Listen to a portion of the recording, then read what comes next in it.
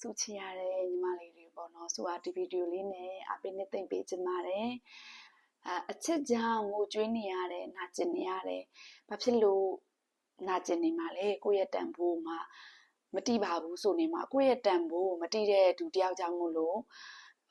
အချိန်ချင်းမနာကျင်မိစေနဲ့ပေါ့နော်အချိန်ခဏလေးအတွင်းမှာတိလိုက်ရတဲ့အတွက်ငါကံကောင်းတယ်လို့ကိုယ့်ကိုတွေးရမှာလေနော်လူဆိုတာကလေဘလောက်ပဲ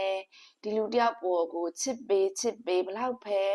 မေတ္တာတွေပေးလူတယောက်ရဲ့ဗီဇဆိုတာပြင်လို့မရဘူးပေါ့နော်လူတယောက်ရဲ့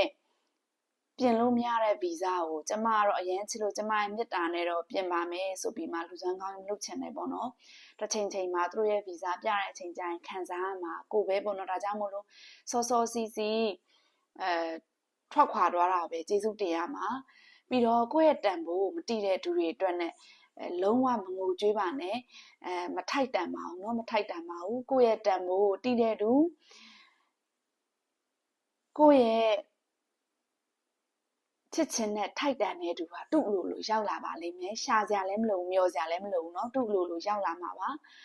ယုံကြည်ထားပါလို့ဆိုတာပြောချင်ပါတယ်เนาะတချို့ဆိုလို့ရှိရင်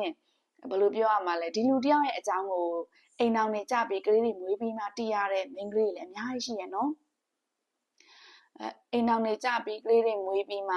နောက်ထပ်လူပေါ်လာတဲ့မိန်းကလေးကပဲအချစ်စစ်ကြီးလိုကိုကပဲဘယ်လိုပြောရမလဲမကောင်းတဲ့သူကြီးလိုကိုကပဲဘယ်လိုပြောရမလဲသူနဲ့အိမ်အောင်နေကြပြီးကလေးမွေးပြီးတဲ့ဆယ်စုနှစ်ကြာသူနဲ့အတူတူရှိခဲ့တဲ့မိန်းမကပဲ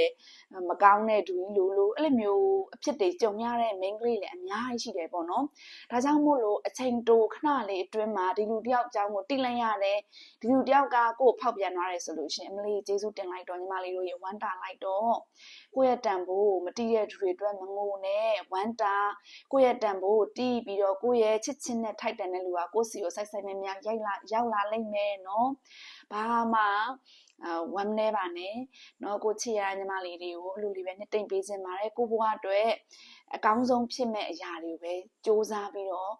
စူးစမ်းပြီးတော့ရှင်တန်မှာဘယ်တော့မှလည်းစိတ်ဓာတ်မကျနဲ့ဘယ်တော့မှလည်းဘဝအရှုံးမပေးနဲ့လို့နော်